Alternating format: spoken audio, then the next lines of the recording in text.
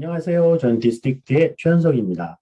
오늘 저는 캐주얼 아트 시대의 실감 미디어라는 주제를 준비해 봤습니다. 그리고 이 주제를 제가 소속되어 있는 디스트릭트에서 하고 있는 그리고 준비하고 있는 일들을 소개를 하면서 말씀을 드리고자 하고, 그래서 먼저 회사에 대한 이해를 돕기 위해서 디스트릭트가 어떤 회사인지에 대해서 간략하게 설명을 드리도록 하겠습니다.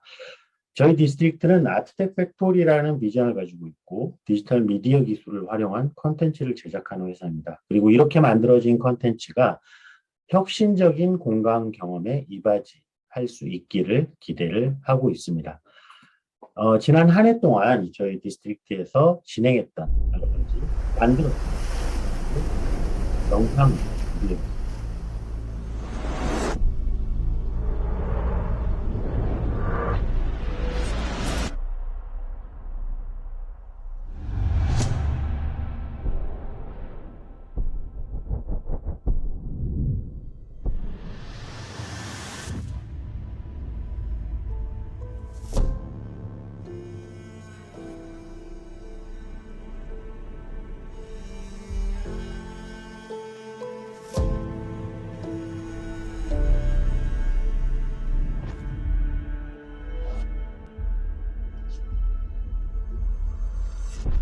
보시는 것처럼 영상 기반의 작품, 영상 기반의 콘텐츠들이 다양한 고객 디자인뿐만 아니라 플래너, 그리고 홍보 광고 등 다양한 곳에서 사용되고 있는 방법을 하는 회사이고, 영상뿐 아니라 인포테인 기반의 다양한 콘텐츠를 인포테인이나 교육을 하고 있습니다.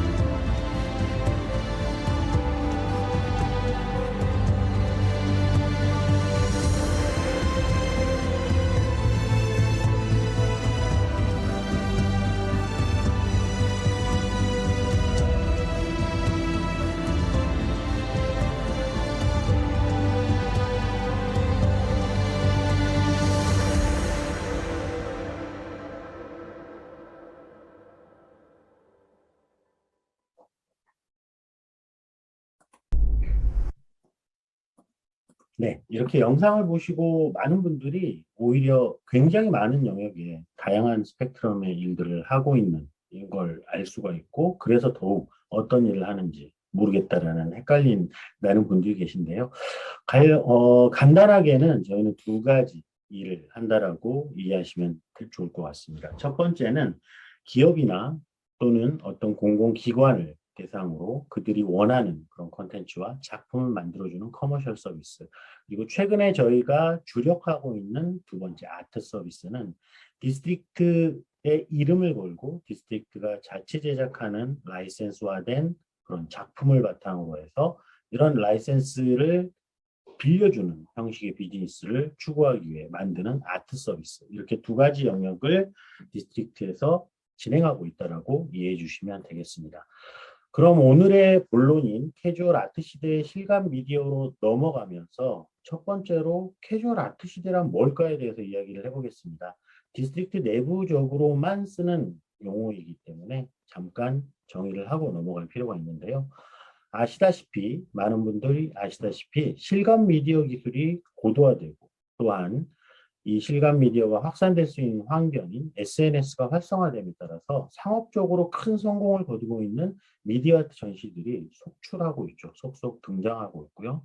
그 대표적인 사례로 팀넷 같은 경우는 연간 200만 명 이상 관람객에 900억 이상의 관람객 기반의 매출이 추정될 정도로 전무후무한 굉장히 이전에는 없었던 상업적 성공을 거두고 있고 이게 비단 아시아에서뿐만 아니라 미국과 유럽을 기반으로 해서 다양한 대중적인 성공 사례가 전시형 공간 또는 복합 문화형 그런 공간 서비스 형태로 발전을 하고 있다는데 우리는 주목을 할 필요가 있습니다. 이러한 트렌드의 중심에는 컨버전스라는 키워드가 숨어 있는데요. 즉, 아트와 테크, 예술과 기술이 결합하고 있는 트렌드의 중심에 이 트렌드의 중심에 아트와 테크가 결합하고 있는 이런 중요한 모습을 살펴볼 수가 있고 두 번째로는 대중들과 공감을 하는 부분에서 가치를 창출하기 때문에 인스타그래머블과 소셜라이징과 같은 대중들을 위한 대중들의 키워드가 숨어 있습니다. 100여 년 전에 발터 베냐민이 현대의 인간은 누구나 영화가 되어서 화면에 나올 수 있는 권리를 갖는다라고 주장했던 이게 100년 만에 실제로 전 세계적으로 현실화되고 있는 그런 모습을 볼 수가 있습니다. 또 이러한 것들, 현대 대중들, 현대 인간을 대변하는 이러한 문화를 향유하는 중심에는 MZ세대가 있고요. 이러한 MZ세대들이 이러한 문화와 트렌드를 이끌어가고 있다는 점. 하지만 한편으로는 과연 이러한 시도들, 이러한 전시들이 예술인가 또는 기술인가 상업인가? 예술도 아닌 것이 왜 상업이 예술인 것처럼 포장하느냐? 이런 비판도 많이 받고 있고 수많은 논란들이 있습니다. 하지만 저는 이거를 조금 다른 관점에서 이렇게 정리를 해보고 싶습니다. 상업적 디자인과 예술 그리고 기술의 경계가 사라지는 트렌드에 주목하라. 즉 이렇게 경계가 사라지는 트렌드라는 것은 이전에는 없었던 트렌드이기 때문에 수많은 새로운 시도들이 나오고 그러한 시도들이 누적됨으로써 새로운 어떤 문화가 만들어지는 단계다라는 점을 우리가 생각해야 된다고 생각합니다. 이제 이런 실감, 퍼블릭, 캐주얼 아트 시대에 실감 미디어와 관련된 여러 가지 시도들이 있는데 그 중에서 디스트릭트가 하고 있고 준비하고 있는 세 가지를 이야기를 할 건데요. 그 첫 번째로 퍼블릭 미디어 아트입니다. 퍼블릭 미디어 아트는 공공미술이죠. 자, 공공미술은 말 그대로 대중들을 위한 미술, 공공의 장소에 놓이는 그런 미술을 얘기하겠습니다. 우리가 구글에서 공공미술로 검색을 해보게 되면 보시는 것처럼 조형물을 기반으로 해서 특정 장소에 설치되어서 그 장소, 나아가서는 도시를 대표하는 하나의 상징물로서 기능하는 작품들을 찾아볼 수가 있습니다. 여기에서 우리는 장소 특정성이라는 거에 주목을 해볼 필요가 있습니다. 공공미술은 특정 장소에 설치되어서 그 장소와 그 장소가 속한 어떤 도시를 대변한다라는 점인데요. 이 장소 특정성이라는 점에 주목을 했을 때 우리는 장소의 확장에 대한 고민을 해볼 필요가 있고 이 장소를 확장해주는 여러 가지 요소들 중에 디스트릭트가 가장 잘하는 디지털 미디어의 확산이라는 이런 부분을 우리가 할 수 있는 일로 생각을 해봤습니다. 결국 디지털 미디어를 통해서 장소가 확장된다라는 개념인데요. 이 개념은 우리가 타임스퀘어라는 미국의 타임스퀘어라는 유명한 곳을 기억을 할 때 타임스퀘어의 거리와 지형으로만 기억하는 게 아니라 이 안에 보여지고 있는 수많은 디지털 사이니지와 함께 우리의 뇌 속에 각인을 시키고 있다는 점을 생각하면 이해가 굉장히 빠를 것 같습니다.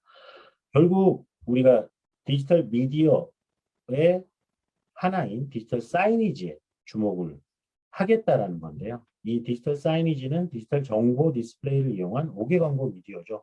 하지만 광고에만 쓸 수 있을까의 그런 의문을 가지고 살펴본다면 개념적으로는 디지털 정보를 커뮤니케이션하기 위한 매체로서의 도구이기 때문에 매체라는 점에 주목할 필요가 있습니다. 결국 이 매체라는 점에 주목을 하게 되면 우리는 디지털 사이니지가 광고판이 아니라 공공미술을 위한 새로운 캔버스가 될 수도 있다라는 가능성을 생각을 해볼 수 있습니다. 공공미술을 위한 새로운 캔버스가 된다라는 의미는 결국 많은 대중들이 향유할 수 있는 전 세계 곳곳에 산재해 있는 디지털 사이니지를 통해서 공공미술을 향유할 수 있는 그런 기회를 우리가 만들어낼 수 있다는 점입니다. 이러한 생각을 가지고 과연 그러면 전 세계 도심에 분포되어 있는 수많은 디지털 사이니지에서 뭘 보여줄 수 있을까라는 고민을 해보면 여기에서 우리는 약간 어떤 반전의 포인트를 생각을 해봤는데 일단 기본적으로 공공미술의 또 다른 중요한 요소는 이 대중들이 쉽게 간편하게 즐길 수 있어야 되기 때문에 대중과의 공간과 교감이라는 점이 가장 중요하다라는 생각을 해보는데 어떤 걸 보여줄지에 대해서는 사실 모든 디지털 사이니지는 대부분의 디지털 사이니지는 도심에 있고 디지털로 만들어지는 컨텐츠가 올라가 있고 차가움이라는 속성을 갖고 있습니다. 우리는 여기에 상반되는 속성에 주목을 해봤습니다. 자연과 아날로그 그리고 따뜻함. 이런 자연 속에서 주제를 찾아내서 어떤 작품을 만든다라고 하면 색다른 의미를 만들고 사람들에게 색다른 느낌을 줄 수 있겠다라는 가능성을 보게 된 거죠. 그걸 통해서 만들어진 첫 번째 작품이 저희가 코엑스에서 선을 보였던 퍼블릭 미디어 웨이브라는 작품이고요. 저희가 의도했던 것처럼 실제로 오히려 의도했던 것 이상으로 너무 많은 분들이 좋아하시고 이 코엑스 광장이라는 공간 자체는 랜드마크 관광지 하나의 명소가 되버렸죠. 공원화가 되는 그런 효과를 누릴 수가 있었습니다. 그리고 이러한 성공을 바탕으로 해서 올해 7월에는 뉴욕에서 웨이2라는 작품으로 발전을 시켜서 타임스퀘어에 새로운 작품을 선을 보이게 됐고 이 웨이2라는 작품 타임스퀘어가 가장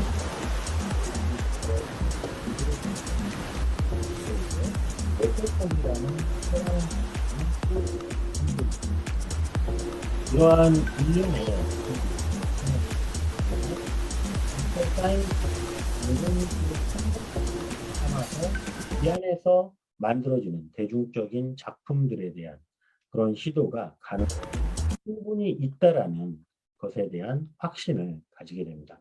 그래서 저희 내부적으로 수많은 디지털 사이니지 향의 그런 작품들, 디스트릭트가 직접 만들어내는 작품들을 작업을 하게 됐고 현재 많은 작품들을 보유하고 올해 하반기 12월에 ledart.com이라는 브랜드를 새롭게 런칭을 할 계획입니다. 이 브랜드는 디지털 사이니지뿐만 아니라 LED 기반의 다양한 디스플레이에서 펼쳐질 수 있는 공공미술이라는 작품을 컨텐츠로 하고 있고 이러한 컨텐츠를 라이센스를 갖고 있는 디스트릭트에서 빌려가서 서비스를 할 수 있는 그런 비즈니스 모델을 가지고 있습니다.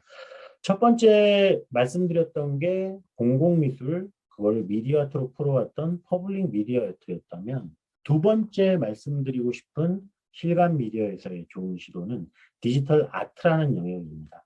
디지털 아트라는 영역은 앞서 공공미술이 기존의 디지털 사이니지를 타겟팅하고 있다면 디지털 아트는 전용 전시 공간을 통해서 보다 이머시브한 몰입감이 있는 형태의 체험을 만드는 거에 목표를 두고 있다는 점에서 차이가 있습니다.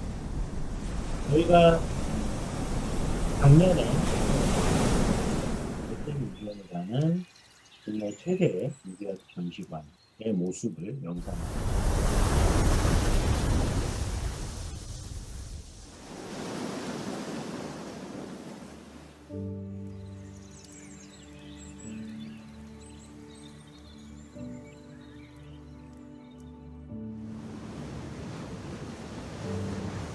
보시는 것처럼 저는 공간을 기반으로 관객들이 자연스럽게 체험할 수 있는 11개의 작품으로 여러분들은 지금 2020년 매주에 처음으로 오픈해서 많은 분들이 사랑을 받고 있는 것을 생각을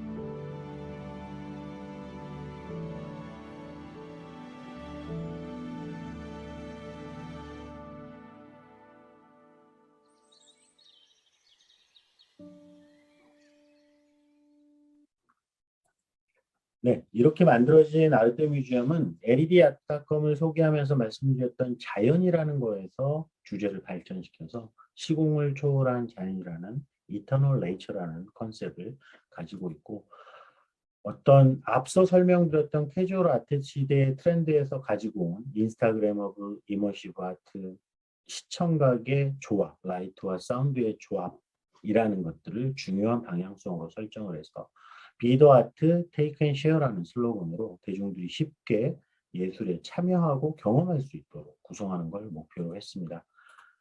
실제로 이 안에는 플라워 그리고 그 지역의 특색을 새로운 주제로 삼아서 지역마다 새로운 컨텐츠로 만들어지는 가든, 그리고 비치, 워터폴, 웜홀 이런 자연뿐만 아니라 자연을 확장한 우주의 개념들, 그리고 스타, 웨이브와 같은 작품, 나이트 사파리와 같이 좀 더 인터랙티브를 강화해서 가족과 아이들이 좋아하는 작품들, 그리고 정글, 그리고 문과 같은 설치 기반의 이런 작품들, 그리고 실제로 다이닝이나 F&B와 결합될 수 있는 아르테 티바와 같은 작품들, 이렇게 다양한 작품들로 구성이 되어 있고, 제주에서 처음 오픈을 해서 많은 사랑을 받은 것을 기반으로 해서 저희가 오늘 행사의 주최사인 현대퓨처넷과 함께 아르테미지엄 오션을 여수에 2021년 8월에 또 오픈을 해서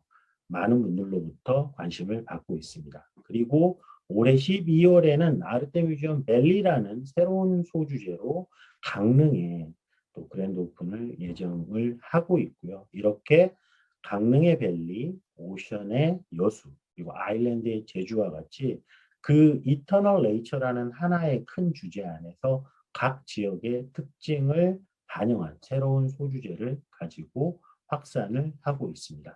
이 두 번째 디지털 아트를 IP화에서 보여주는 것에 대한 가능성에 대해서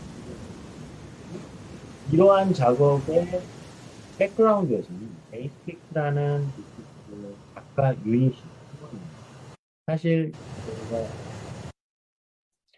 디스트릭트라는 회사명은 디자인을 엄격하게 하자라는 의미를 가지고 있습니다. 이러한 의미를 디자인에서 아트, 예술 세계로 확장을 해서 아트를 엄격하게 한다라는 의미의 에이스트릭트라는 작가 유닛을 만들었고요. 이러한 작가 유닛은 예술계에서는 전에 없었던 시도인데 어떤 작가 특정적이지 않고 디스트릭트라는 회사가 만들고 싶은 작품의 속성과 그 작품에 필요한 역량에 따라서 내부의 팀에서 작가들을 구성을 해서 작품을 만들어내는 작가를 대표하는 유닛의 이름으로 에이스트릭트라는 이름을 만들어서 지금 여러 작품들을 만들고 전시를 진행을 하고 있고요. 실제로 지난 6월에 한국 디지털 아트 작가로서는 최초로 소더비의 경매에서 약 1억 3천만 원 정도의 낙찰가를 기록을 하면서 이런 형태의 디지털 아트, 미디어 아트 작품의 어떤 그 예술계 진출에 대한 가능성에 대해서도 저는 검증이 되었다고 생각을 합니다. 이제 마지막으로 앞서 디지털 아트와 퍼블릭 미디어 아트가 지금 현재 디스트릭트 활발하게 하고 있는 그런 시도라면 지금 이제 시작한 지 얼마 안 되고 미래를 보고 준비하고 있는 크리프 아트라는 것에 대해서 말씀을 드리겠습니다. 어떻게 보면 오늘 행사의 메타버스라는 주제와 가장 직접적으로 연관성이 높은 키워드라고 할 수 있는데요.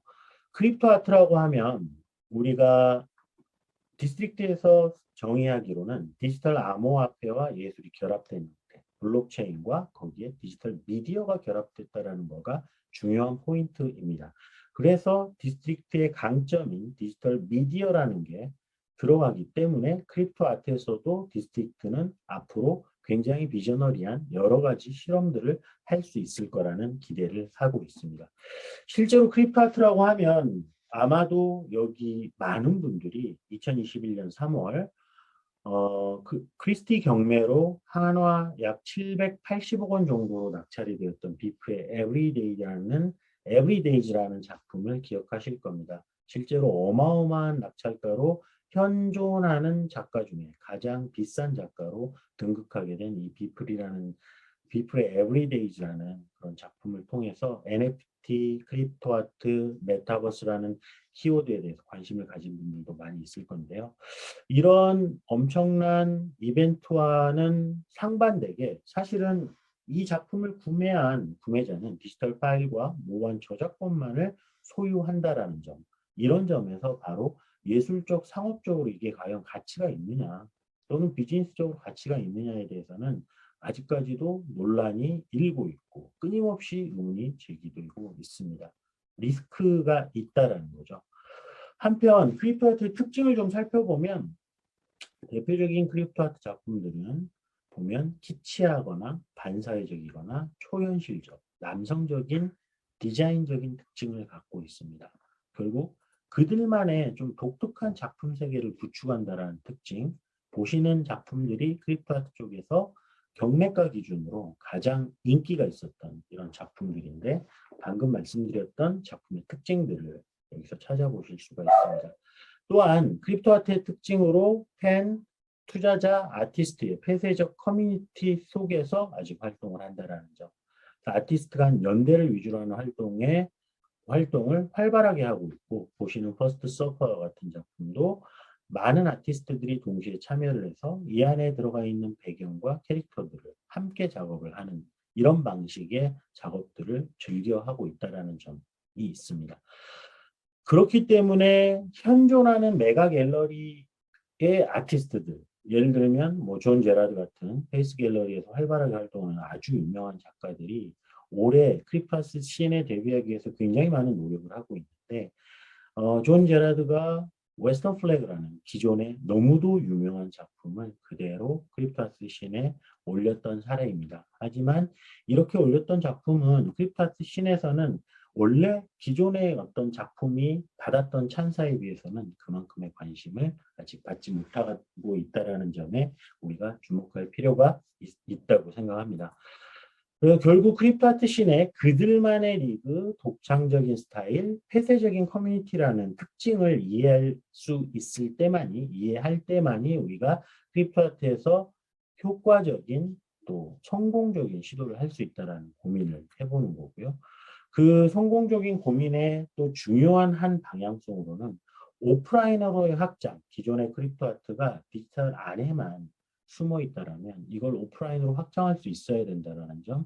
그럼으로써 기성예술로의 편입이라는 어찌 보면 크립토 아티스트들이 가장 바라는 니즈, 이런 것들에 대해서 우리가 그 고민을 해소할 수 있는 어떤 작품 활동을 펼친다라고 했을 때 재미있는 작업이 될 거다라는 고민을 해봤습니다. 결국 디스트릭트의 아르테미즘으로 대표되는 디스트릭트의 작품 세계가 대중성을 갖춘 사용자 참여 기반, 오프라인 기반의 미디어 공간이라는 특징을 갖고 있다면 이러한 특징이 현실을 뛰어넘는 독창적 작품 세계를 갖고 있는 크립토 아티스트들과 결합했을 때 재미있는 결과물, 전에 없었던 결과물이 나올 수 있다는 생각을 하는 거고, 예를 들어서 크립토 아트 씬에서 굉장히 유명한 헤카타로라는 작가와 디스트릭트의 아르테미즘의 정글이라는 작품이 단순 결합만 하더라도 전혀 다른 스타일의 새로운 작품들을 낼 수 있다는 점에서 이런 거에서부터 차근차근 새로운 시도들을 해나가는 작업을 해보고 있습니다. 궁극적으로는 사실 저희는 이 크립토 아트 씬에서 중요한 세 개의 공간이 있다고 생각을 하는데, 첫 번째는 아르테뮤지엄과 디스트릭트의 LED 아트워크로 대표되는 리얼한 현실 세계의 공간, 두 번째는 메타버스로 대변되는 가상의 공간, 그리고 마지막 오른쪽에 있는 세 번째는 가상과 현실을 넘나드는 AR로 만들어지는 그런 공간이 있다고 생각을 합니다. 중요한 거는 이 세 개의 공간이 서로 소통을 해야 된다는 점. 이 세 개의 공간이 서로 소통을 하는 것에 기반해서 아르템 뮤지엄 메타라는 브랜드를 새로 만들고자 준비를 하고 있습니다. 그 첫 번째 프로젝트로 디스트릭트와 크립토 아티스트의 협업으로 만들어지는 첫 번째 온오프라인 통합, 그리고 사용자 참여 기반의 전시를 스피릿 포레스트라는 이름의 프로젝트로 진행을 하고 있고, 이 프로젝트의 결과 작품은 아르테미지엄 밸리가 만들어지는 강릉에서 첫 선을 보이려고 하고 있습니다. 궁극적으로는 이런 스피릿 포레스트와 같은 작품들을 다양하게 우리가 프로젝트화해서 만듦으로써 아르템 뮤지엄 메타가 메타버스 공간 안에서 완성이 되고요.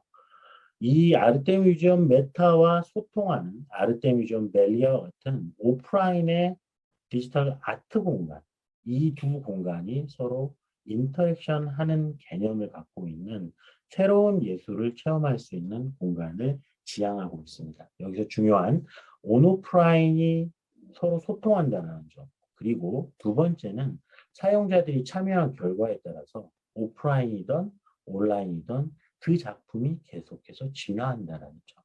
그래서 오늘 봤던 작품, 일주일 뒤에 봤던 작품, 또 한 달 뒤에 봤던, 1년 뒤에 본 이 똑같은 작품이 서로 다른 모습을 보여준다라는 점.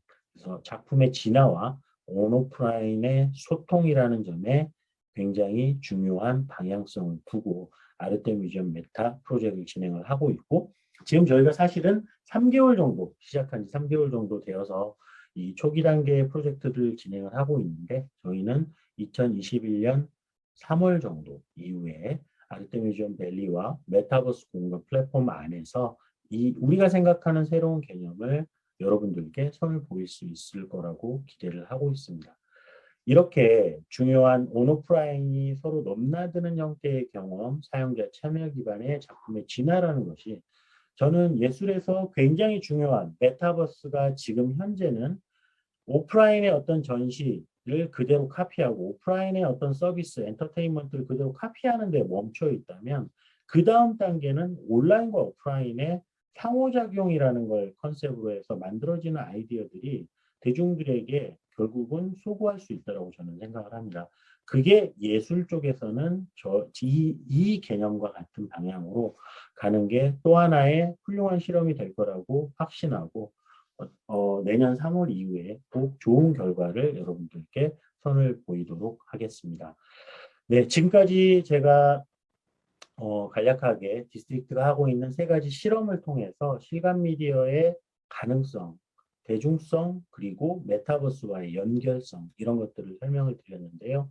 메타버스나 NFT, 크립토 아트와 같은 것들을 고민하시는 많은 분들께서 디스트릭트가 예술 쪽에서 실험하고 있는 이런 큰 방향성들, 거기에 IP를 결합을 해서 다양한 플랫폼에서 만들어지는 이런 예술 서비스들을 만드는 것들이 이런 새로운 영역이 꼭 예술이 아니더라도 새로운 서비스를 만드는 다양한 영역에서 하나의 힌트로 작용할 수 있다라고 하면 오늘 제 이야기가 도움이 됐을 거라고 판단하면서 마치겠습니다. 여기에서 마치겠습니다. 감사합니다.